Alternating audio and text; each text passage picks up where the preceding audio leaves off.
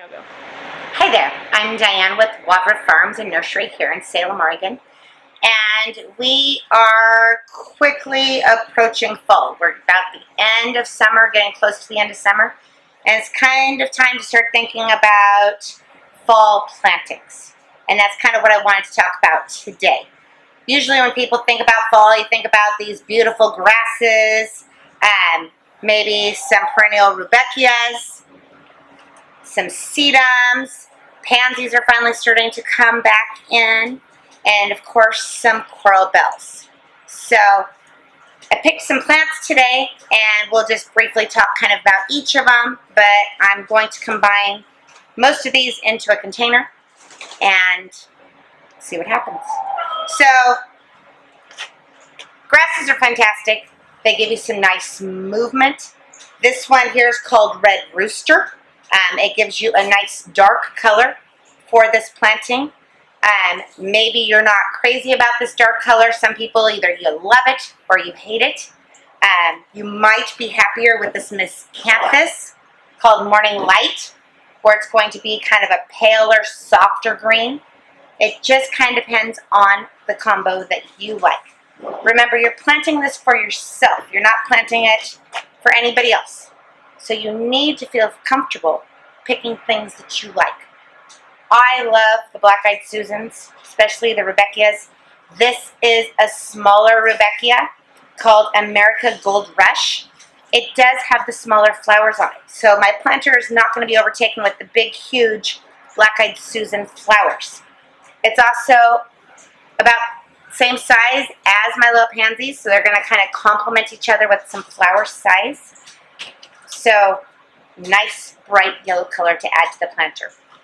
Of course, I like to add, this is the Coral Bells or the Heuchera, but this is an older variety called Obsidian.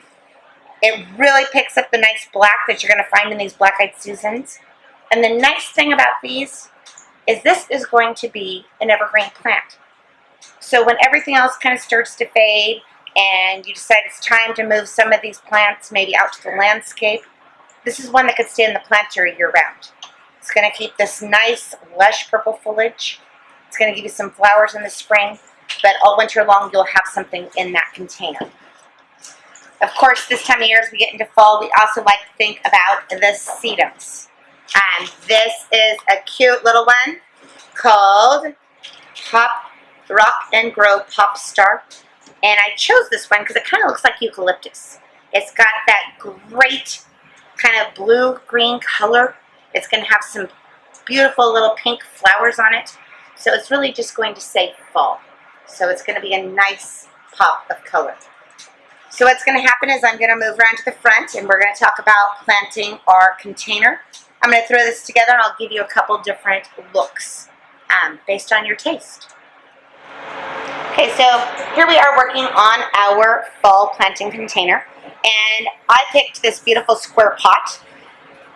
One of the most common problems that people have when going to a garden center and purchasing a pot and then planting it is they often come back in and say, it's not draining, it's got a problem.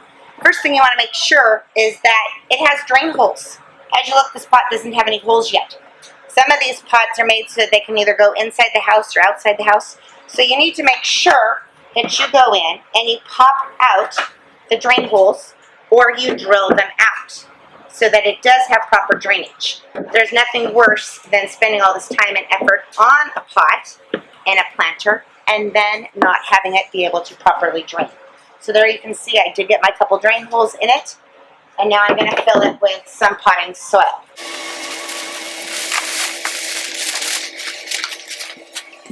I'm also going to throw in a couple handfuls of just some Jumpstart fertilizer. This is just a starter food. This time of year, your fall planters aren't doing a whole lot of growing. It's just mainly to keep them nice and healthy and give them the boost that they need to take off.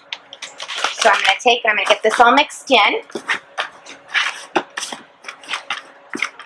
And then the next step that you really want to do is you want to make sure that your soil level is right. You don't want it to be too tall because then when you water it, all the water is going to run off. So at this time, you want to really take that container You want to stick it in there and make sure that it's going to be low enough so that when you do water, you've got about a finger's width of water to get in there. So about to the first knuckle. That way when you do water, all that nice potting soil is not going to go all over the ground. So I'm going to start with my back piece, and that's going to be this beautiful red rooster. I'm just going to take him out, and I'm going to pop him in. He is a little bit root bound here, so I'm just going to pop this off the base. You're just going to rip off that bottom just to get those roots to stretch out a little bit. Kind of get them torn up. And he is going to be my focal point in the back. I'm going to dig down just a little bit to get him wedged in there and get him perfectly centered. I'm then going to take my yellow, this beautiful yellow, my Gold Rush, and tear him up just a little bit as well and plop him over here on the side. Kind of push him towards the back.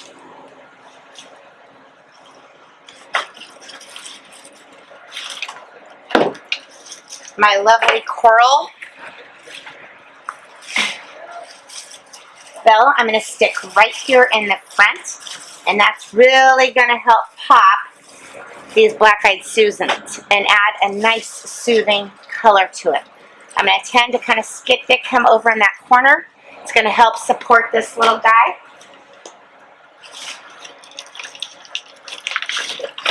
And then I'm going to add this beautiful Sedum Pop Star kind of over here to this side.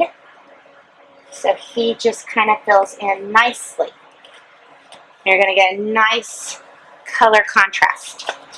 Now, I'm also going to add a little more soil to the front here. And what I'm going to do is I'm going to, as you can see, I still have some holes between my pots. So I'm just going to kind of take my soil and I'm going to, actually I'll use a smaller bag, a little easier to handle, and just dump some of this in here and get this kind of fished around my plants. So at this point I just kind of want to move that soil in, make sure everybody's tucked in kind of and around. You don't want any open holes. So I want to make sure that we really fill everything in. And that you check like all the corners so you don't have any air pockets. And you just tend to kind of dump some soil in and pack that soil in. And then I'll do the back corners as well.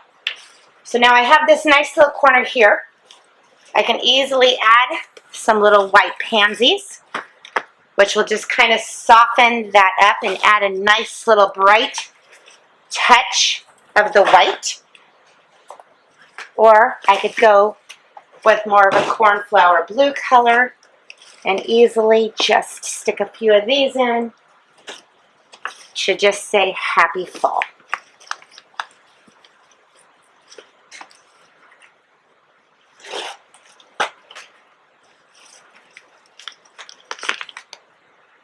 So it just gives you a couple different looks. So I'm going to pop these out quick. I'm going to plop these in and just kind of fill around. As you can tell, nothing really scientific about it. You just kind of take them out and you just plop those in.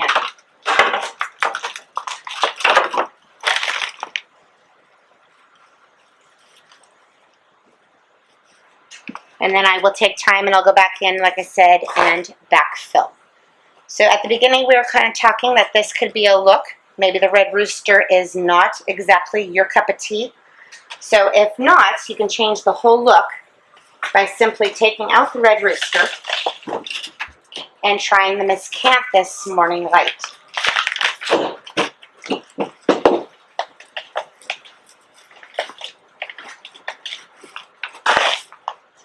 Really, it's your container. Enjoy it however you like it. So as you can see, I just finished planting this lovely fall container. It's going to give you some great color, some great contrast, and it just kind of says welcome fall into your garden. Thanks for watching and happy gardening.